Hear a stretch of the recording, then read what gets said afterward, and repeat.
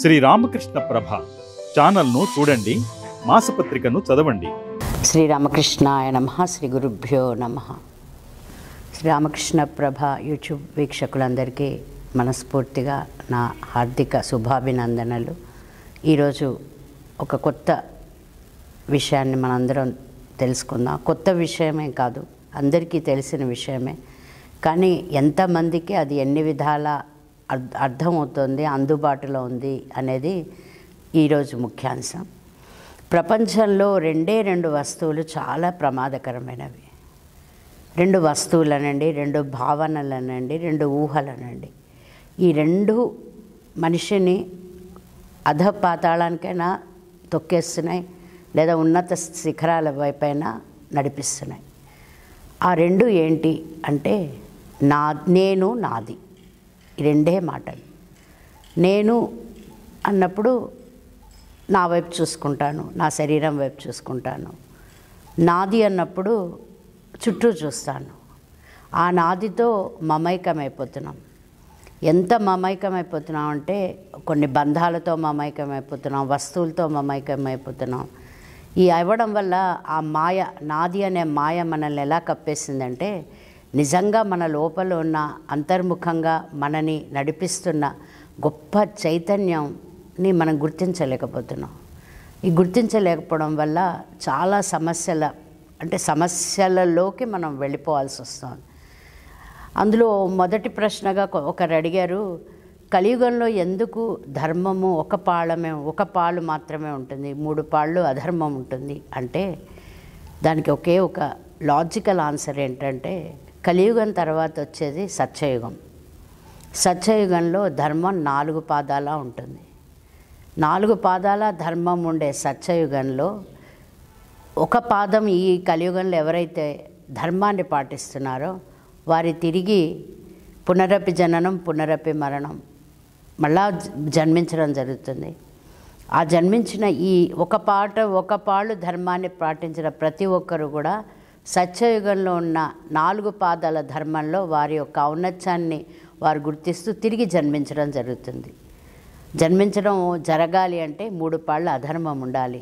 ఇది లోకంలో సహజంగా జరుగుతున్న రీతి. అయితే ఇక్కడ నేను అన్నప్పుడు నా కాలు నేను కాదు, నా చెయ్యి నేను కాదు, నా తల నేను కాదు, నా ముక్కు నేను కాదు. నేను అన్నప్పుడు నేను అంటే లోపల నుంచి అంతర్ముఖంగా వస్తున్న నా ఆలోచన. కానీ నా శరీర భాగాలు ఏవి నేను కాదు. కానీ వాటికి మనం నాది అంటున్నాం, నా కాలు అంటాం, నేను కాలు అన్నాం, నా కాలు, నా చెయ్యి అంటాం. ఎందుకంటే బిలాంగింగ్ అది. అలాగే వస్తువుల మీద కూడా మనకి మమైకం ఎంతగా పెరిగిపోతుందంటే, కొన్ని ప్రాపంచిక వస్తువుల మీద ఉన్న మోహంతో మనము మన యొక్క ఉనికిని, అర్హతని కూడా మనం కోల్పోతున్నాం.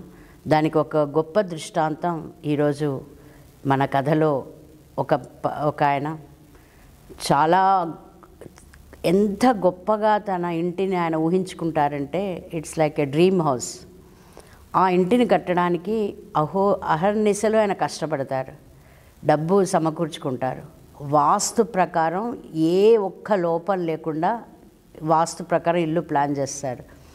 ప్రతి కార్నర్ ఎలా ఉండాలి, ఈశాన్యం ఎలా ఉండాలి, ఆగ్నేయం ఎలా ఉండాలి, అన్ని దిక్కులా అన్ని విధాలుగా ఎక్స్పర్ట్స్ని పెట్టి ఆయన పడే తాపత్రయం చూస్తుంటే కొంతమందికి విసుగు కూడా కలుగుతుంది.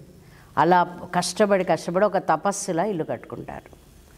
ఇల్లు కట్టుకొని ఇంటి గృహప్రవేశం అయిపోతుంది. ఆ ఇంటికి వచ్చిన ప్రతి ఒక్కరూ అబ్బా ఎంత బాగా కట్టారండి ఇల్లు అనగానే ఆయనకి ఏదో తెలియని ఆనందం. ఆ ఆనందంలో ఆయన తన సర్వస్వాన్ని మర్చిపోతూ ఉండేవారు. ఎవరైనా చిన్న గోడకు ఒక మరక చేసినా అసలు ఆయన చాలా మితభాషి, చాలా మంచి సహనవంతుడు, కానీ కోపం వచ్చేసేది. కొడుకు ఒకసారి గోడకి మేకు కొట్టకపోతే చాలా కోప్పడి ఆ అబ్బాయిని ఇంకా అసలు కొట్టే స్థితికి తీసుకొస్తాడు. ఇలా కొన్ని సంవత్సరాలు గడిచిపోతాయి. 20-25 ఏళ్ళు ఆ ఇంట్లో ఉంటారు. ఉన్నాక ఆయనకు వృద్ధాప్యం వచ్చేస్తుంది. ఆ ఇల్లు అమ్మేసి కొడుకులకి ఆస్తి ఇవ్వాల్సిన పరిస్థితి ఏర్పడినప్పుడు ఇల్లు అమ్మేస్తారు. అమ్మేసిన డబ్బు ఒక డ్రాఫ్ట్ రూపంలో కొనుక్కున్న అతను ఇస్తాడు. ఆ డ్రాఫ్ట్ని మంచం పక్కన ఉన్న గూట్లో పెట్టుకొని రాత్రంతా ఆయన నిద్రపోరు. ఎందుకంటే ఆ డ్రాఫ్ట్ ఎవరు తీసుకెళ్ళిపోతారు అనే భయం. తెల్లారుతుంది. ఆ ఇండ్లు ఖాళీ చేసి బయటకు వచ్చి తిరిగి తన స్వగ్రామంలో ఉన్న చిన్న ఇంటికి వెళ్ళిపోతారు. ఇప్పుడు జరిగిందేంటి, ఒక 20-25 ఏళ్ల క్రితం నాది అని ఎంతో మమకారంగా చూసుకున్న ఇల్లు ఇవాళ వదిలేయాల్సి వచ్చింది. తిరిగి తన స్వగ్రామంలో ఉన్న చిన్న ఊరికి వెళ్ళిపోవాల్సి వచ్చింది. అంటే ఏంటి మనకు అర్థమవుతుంది, నాది అన్న ఏ వస్తువు కూడా శాశ్వతం కాదు, అది అశాశ్వతం. బంధుమిత్రులు కూడా అశాశ్వతం. ఎంతో గొప్పగా పెరిగి ఎంతో ఇదిగా ఉన్న ప్రతి మనిషి మరణించాక ఒక 4-5 గంటల కన్నా ఇంట్లో ఉంచరు, దాన్ని శవం అంటారు. ఎందుకంటే శివం వెళ్ళిపోయింది. శివం వెళ్ళిపోయాక శరీరం శవం అయిపోతుంది. నేను అనే అంతర్ముఖంగా మనందరిలో అఖండంగా ఉన్న ఈ అద్భుత చైతన్యం ఈ శరీరాన్ని నడిపిస్తోంది. ఈ శరీరం అనే రథసారథిలోంచి ఆయన వెళ్ళిపోయాక ఈ శరీరం శవం అయిపోతుంది. ఈ శవమయ్యే శరీరంతో మనము వస్తువులతో మమైకం అవ్వకుండా అంతర్ముఖ సమారాజ్య బహిర్ముఖ సుదుర్లభాన్ని రోజు ఒక్క 5 నిమిషాలైనా ప్రతి ఒక్కరు, చిన్నపిల్లల దగ్గర నుంచి వృద్ధుల దాకా 5 నిమిషాలైనా నాతో నేను అని ఒక అంతర్ముఖమై మనలో ఉన్న గొప్ప స్నేహితుడితో మనం గనక బంధాన్ని ఏర్పరచుకుంటే అన్ని బంధాలకి అతీతంగా మనం ఆనందకరమైన జీవితాన్ని గడిపే అవకాశం ఉంటుంది. ఇళ్ళు వాకిళ్ళు ఇవన్నీ కూడా కొంతకాలం ఉంటాయి. ఎందుకంటే ఒకానొకసారి జనక మహారాజుకి అనుచరులు చెప్తారు, మిథిలా నగరం అంతా కాలిపోతుంది అని. ఆయన నిర్లిప్తంగా ఉంటారు, కాలిపోని అంటారు. ఎందుకంటే మిథిలా నగరానికి ఆయన రాజు, కానీ ఆ రాజ్యం నాది అనే అభిప్రాయం ఆయనకు లేకపోవడం వల్ల అంత నిర్లిప్తంగా ఉండగలిగారు. ఈ నిర్లిప్తత, ఈ వైరాగ్యం అంటే అన్నీ వదిలేయడం కాదండి. అందరూ తప్పుగా అర్థం చేసుకుంటారు. వైరాగ్యము అంటే అన్నిటితో ఉంటూ దేనితో కనెక్ట్ అవ్వకుండా ఆనందంగా జీవించడమే వైరాగ్యం. ఈ వైరాగ్యం మనందరినీ మంచి స్థితికి తీసుకెళ్తుంది.